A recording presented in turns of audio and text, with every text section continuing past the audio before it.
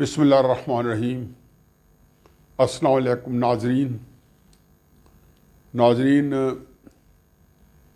میرا خیال میں ایک گھسے پٹا فکرہ جو میرے لیے تو سوہان روح ہے، اب میری مجبوری ہے کہ میں اس کو دہراؤں کہ وطن عزیز انتہائی نامآسان حالات سے دوچار ہے۔ فکر کرنے والا ایسے موقع پہ کوئی ہوتا بھی نہیں ہے۔ تاریخ کا کم از کم یہی سبق ہے۔ تاریخ انسانی دیکھیں بھری پڑی ہے کہ جب قوموں پہ آفتیں ٹوٹتی ہیں اور قومیں جو ہیں پستی کے گڑھوں میں گرتی ہیں تو اس سے پہلے سب اچھا کی رپورٹ ہوتی ہے۔ تاریخ میں جھانکے بغیر، کیونکہ یہ تضیع اوقات ہی ہوگی، کیونکہ عمومی طور پہ ہمارے جو یوٹیوب پروگرامز ہیں یہ لوگ جو ہیں یہ ایک عام فہم زیادہ ہوتے ہیں، ان کی اکثریت ہوتی ہے، تو تاریخ کے حوالے میرا خیال میں اتنے مؤثر نہیں ہوتے۔ حالانکہ کئی حوالوں کے بعد آپ اپنی بات کو زیادہ وضاحت کے ساتھ پیش کر سکتے ہیں۔ تاریخ میں جائے بغیر اپنی پاکستان کی جو ہماری محدود سی تاریخ ہے، جس میں ہم نے مشی پاکستان ٹوٹتے دیکھا، ہم نے یہاں پہ بے شمار جو ہے چھوٹی بڑی قیامتیں آتے جاتے دیکھی، لیکن جب یہ واقعات وقوع پذیر ہو رہے تھے، 16 دسمبر 1971 کو مشرقی پاکستان ٹوٹ رہا تھا، تو چند دن پہلے سب اچھا کی رپورٹ تھی۔ مجھے اچھی طرح یاد ہے، میں 18-19 سال کا تھا اور ہم وال چاکنگ کیا کرتے تھے، کرش انڈیا، اور ہمارے اندر ایسا جوش اور جذبہ تھا، ہم سمجھتے تھے کہ ہم انڈیا کو تہس نہس کر دیں گے۔ لیکن چند دن بعد پاکستان جو ٹوٹا نفسیاتی طور پہ، جو ہمیں جس طریقے سے ایک آپ کو اپنی کمتری اور اپنے اندر ایک کم مائیگی کا احساس ہوا، اپنے ایک چھوٹے ہونے کا احساس ہوا، ذلت اور خواری جو ہے اس کے ایک جو نفسیاتی اثرات پڑے، یہ ایک بہت بڑا ٹراما تھا۔ اس کے بعد بھی کئی دفعہ چیزیں آئیں۔ ایک بات جو ہے وہ تو بالکل مستحکم ہو چکی ہے، حالات جیسے ہوں تیسے ہوں، سب کچھ اگر دیوار پہ کنندہ کیوں نہ ہو، سامنے کیوں نہ ہو، اور سب کچھ ہمیں ازبر کیوں نہ ہو، انسانی جبلت اللہ نے عجیب و غریب بنائی ہے۔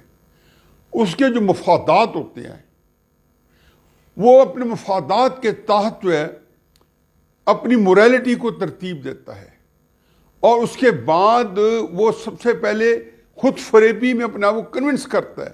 اصل میں اپنے مفادات کو وہ پرسو کر رہا ہوتا ہے، اس کو کے حصول کے لیے تگ و دو کرتا ہے، اور اپنی طاقت کو یا اپنے اوقات کو یا اپنے آپ کو مزید طاقتور بنانے کے لیے وہ آگے بڑھتا ہے، اور جو دلائل اپنے آپ کو دیتا ہے، جو جواز پیدا کرتا ہے، وہ صرف تاریخ ہی آگے بتاتی ہے کہ وہ اتنے بونگے ہوتے ہیں اور ایسے عجیب و غریب ہوتے ہیں کہ وہ سوائے تباہی بربادی کے، مشکلات کے، پریشانی کے قوموں کے اندر اس کے علاوہ کچھ نہیں کرتے۔ ہمارے ملک میں جو کچھ ہو رہا ہے، ابھی 2 دن ہم قاضی فائز صاحب کو ڈسکس کرتے رہے ہیں، 3-4 دن سے تحریک انصاف کا ویڈیو لیکس آئی ہوئی ہے، اور ویڈیو لیکس کو ہٹانے کے لیے وہ پھر کیا ایک نیا انہوں نے گراک دھندا کہ سینٹ کے الیکشن جو ہے اوپن بیلٹنگ پہ ہونے چاہیے، اور اس پہ اپنی موریلٹی کو ڈیفائن کر رہے ہیں اور لوگوں کو کنونس کر رہے ہیں، کیونکہ سہولت یہ ہے کہ وقتی طور پہ میڈیا جو ہے ان کے کنٹرول میں ہے، اور میڈیا کے ذریعے وہ اپنا دبدبہ، اپنی بات جو ہے وہ آگے بڑھا رہے ہیں۔ اب ہر چیز کے اوپر، چاہے براڈ شیٹ آ جائے، ہر چیز کے اندر جھوٹ بول کے، اور جھوٹ کو انہوں نے ایک فن کا، ایک سائنس کا درجہ دے رکھا ہے، اس کے تحت لوگوں کو چند دن کے لیے ورگلا رہے ہیں۔ چنانچہ یہ چند دن گزر جاتے ہیں، پھر ان کو نئے اگلے چند دنوں کے لیے پھر کوئی نیا ایک سکینڈل کرنا پڑتا ہے، ایک نیا گڑاک دھندا جو ہے وہ ترتیب دینا پڑتا ہے کہ جی اب سینٹ کے الیکشن کے اوپر تندہی سے انہوں نے ایک، آپ درمیان میں دیکھیں ایک بات ایک اور میں کرتا جاؤں، عمران خان صاحب نے کیا ہوا کیا ہے؟ عمران خان صاحب نے یہ کیا ہوا ہے کہ اس نے بڑے خوبصورتی سے 20-25 بندے اسے چن کے، اور ان کو جیسے تیسے ان کی قابلیت جیسی تیسی ہے کچھ اس میں بہتر ہیں، کچھ درمیانے ہیں، کچھ ویسے ہیں. ان کو ایک خاص اجزائے ترکیبی سے جھوٹ کو پروان چڑھانے کے لیے انہوں نے ایک پورا ایک منظم، ایک جس کو کہنا چاہیے کہ ایک پورا تربیت گاہ کھولی ہوئی ہے. میں عمران خان کو پرانا جانتا ہوں، وہ انہیں ایسی تربیت گاہوں سے نکل کے آتے ہیں اور لوگوں کو بتاتے ہیں کہ آپ نے اس لیے کو میڈیا میں کیسے کرنا ہے. ان کو سب سے زیادہ فکر میڈیا کی ہے، انگریزی میڈیا کی اس لیے ہے کہ باہر یورپی دنیا میں جو چیز جائے وہ چونکہ انگریزی میڈیا کے ذریعے جائے گی یا غیر ملکیوں کے لیے جائے گی تو اس کے لیے ان کا اور طریقہ کار ہے. اردو میڈیا کے لیے اور پاکستان کے لوکل جو ٹی وی وغیرہ کے لیے ان کا ایک اور طریقہ کار ہے.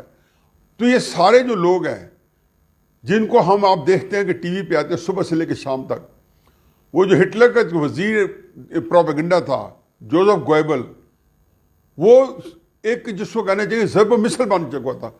میں حقیقت کہتا ہوں کہ اگر یہ ملک چھوٹا نہ ہوتا اور اس کے اثرات بڑے ہوتے اور ہم کسی بہت بڑے جس کو کہنا چاہیے کہ تگ و دو میں یا جنگ میں ملوث ہوتے تو گوئبلز کا جو نظام ہے لوگ بھول جاتے، ان کو یاد کرتے. اب اوپن بیلٹنگ کے اوپر بحران اپنے، کیونکہ جو اخلاقیات ہیں وہ تو ہم نے دیکھ لی تھی کہ سینٹ کے الیکشن میں پیپلز پارٹی اور مسلم نون کے 13-14 بندے نے توڑ لیے تھے اور ان کو پتہ ہے کہ ان کیا نام ہے. اگر ان کے اندر کوئی حیا ہوتی، کوئی موریلٹی ہوتی، کوئی اخلاقی کوئی قدر ہوتی تو بتاتے کہ یہ 14 بندے تھے جی ہم نے اس وقت غلطی کی یا جو کچھ بھی ہے تو یہ ہم نے ان سے دبکا کے خرید لیے یا ہم نے خریدی یا سارا کچھ کیا. وہ نہیں آئیں گے. اب لگے ہوئے ہیں وہ 2018 کے جن کی خود ویڈیو بنائی، خود پیسے دیے، خود مال، وہ جس کو کہنا چاہیے کہ اب کل سلیم صافی صاحب کے پروگرام میں وہ صاحب بتا رہے تھے کہ ہم تو بیلٹ پیپر لا کے پریس کھٹے کے حوالے کر دیتے تھے، وہ پھر فل کرتے تھے. یہ وہ پیسے تھے جو دیے گئے تھے اور یہ بیلٹ پیپر تھا جو پریس کھٹک صاحب کے پاس پہنچتا تھا. عمران خان صاحب نے اس میں یہ کیوں کیا؟ انہوں نے بڑا یہ منافق ہے. انہوں نے پہلے ان کو پیسے سے کر کے آبادہ کر کے کہ آپ 2018 جولائی کے جنرل الیکشن میں آئے کام آئیں گے، یہ کر لیا اور ووٹ بھی ان کو لے لیے، پھر ان کے خلاف پروپیگنڈا شروع کر دیا. اور پروپیگنڈے میں ان کو چونکہ پیسے دے چکے تھے تو پھر ان کو پارٹی سے نکال دیا. پتہ تو تھا پیسے کن کو دیے ہیں. تو ان کا یہ ایشو اوپن بیلٹنگ نہیں ہے، یہ اخلاق کی میں کہتا ہوں کہ اس نچلی سطح پہ پڑے ہوئے ہیں. لیکن میرا تعلق عمران خان صاحب سے جو شکایات ہیں وہ بڑی محدود ہے.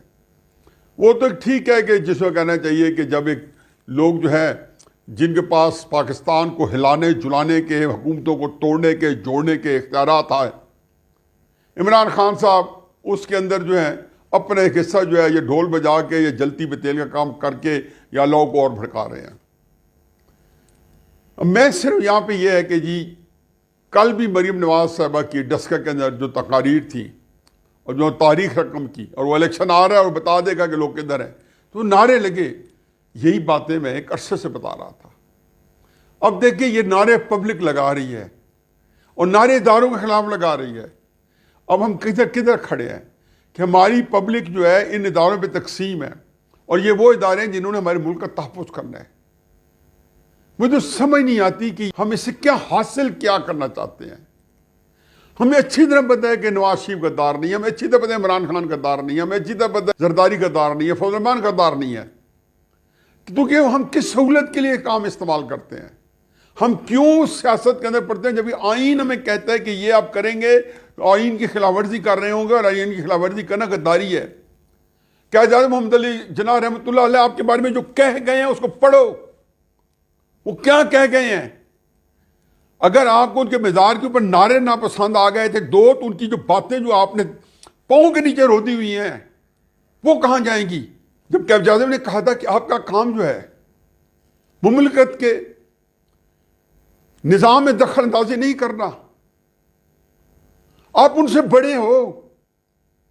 قائد اعظم کے کہے کو فرمودات کو جو آپ پاؤں کے نیچے روند رہے ہو، انہوں نے کہا تھا آپ کا آئین کے تحت آپ نے ملک کی سرحدوں کی حفاظت کرنی ہے. اب کیا ہوا؟ ہر 5-10 سال بعد جو ہے پبلک جلوس نکال رہی ہوتی ہے. کتنی دفعہ کہا ہے کہ 1966 میں بھٹو صاحب نے اسٹیبلشمنٹ کے خلاف نعرہ لگایا، قوم نے آسمان میں بٹھا. قوم کون سی؟ پنجاب نے. یہ پنجاب کی ایک عجیب و غریب مجھے خاصیت پتہ چلی ہے. 93 میں نواز شریف صاحب نے اسلم بیگ صاحب کے اور غلام اسحاق خان کے اور جنرل آصف جنجوع صاحب کے خلاف نعرہ لگایا. قوم نے ان کو سر آنکھوں میں بٹھا دیا. وہی نواز شریف جو آپ کی نرسری سے پیدا ہو کے سامنے آئے تھے, وہی بھٹو صاحب جو آپ کی نرسری سے پیدا ہو کے سیاست میں آئے تھے. آج عمران خان صاحب کے خلاف ہم ٹھوک کے آ جائیں, عمران خان پاکستان کے مقبول ترین لیڈر بن جائیں گے, کیونکہ آلریڈی ان کی سپورٹ موجود ہے. افتخار چوہدری صاحب نکلے, لوگوں نے سر آنکھوں میں بٹھایا. کیا یہ قوم آپ سے نفرت کرتی؟ نہیں, قوم آپ کے اس رویے سے نفرت کرتی ہے جو آپ نے اپنایا ہوا ہے. قوم اس سے نفرت کرتی ہے. ایک بات جو ہے ذہن میں رکھیں, آپ کا جو وسیع تر ذاتی مفاد ہے وہ قوم کا وسیع تر ذاتی مفاد نہیں بن سکتا.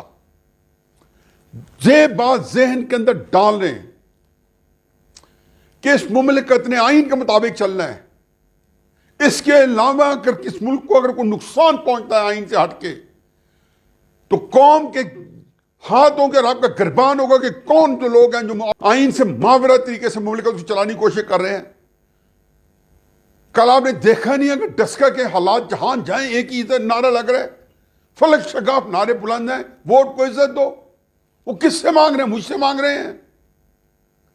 وہ لوگوں سے مانگ رہے ہیں کہ جنہوں نے ووٹ کی عزت کو طے کیا ہوا ہے. پاکستان انتہائی نازک دور سے گزر چکا ہے. آپ کی ضرورت قومی ضرورت نہیں ہے.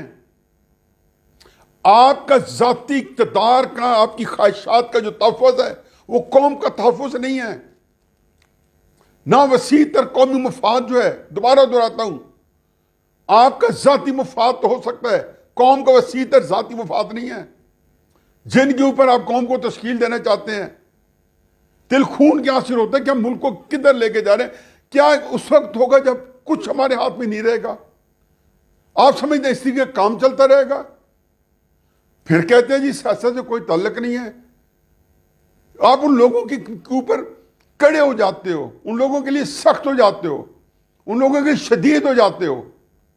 جو بندے آپ کو بات بھلے مانس دوسرا نقطہ نظر پیش کرتے ہیں کہ آپ سارے لوگوں سے آپ نے ذاتی جھگڑے جو ہیں اب یہ ہو گئے کہ سمجھ گیا تو میاں بیوی کی لڑائی میں جب وہ انتہائی گمبھیر ہوتے, طلاق پہ نوبت پہنچتی ہے, تو کبھی یہ نہیں طے ہوتا کہ میاں کا قصور تھا بیوی کا قصور تھا.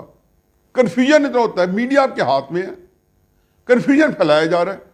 اس جھوٹ سے کیا حاصل کہ عمران خان صاحب کے جھوٹ اور ڈونگ سے آپ نے ایک انتہائی پاکستان کے ساتھ زیادتی کی کہ ایک ایسے نااہل آدمی کو حکومت دے دی جسے 2.5 سال میں قوم کی چولہیں لا دی.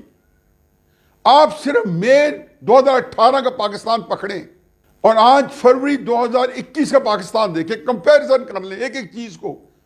جھوٹ سامنے آپ جتنا مرضی بول لیں. حفیظ پاشا صاحب ٹی وی پہ آگے بیٹھتے ہیں, وہ بتا رہے ہوتے ہیں, ان کو سن لیں. وہ تو نیوٹرل آدمی ہیں کہ پاکستان کی اکانومی کا کیا بیڑا گرک ہو گیا ہے. سیاست میں استحکام, ایف اے ٹی ایف کی تلوار ہمارے سر پہ کڑی ہے, آئی ایم ایف کا ڈنڈا سر کے اوپر ہمارے اوپر نازل ہونے کو ہے. آپ کچھ سمجھ نہیں آتی.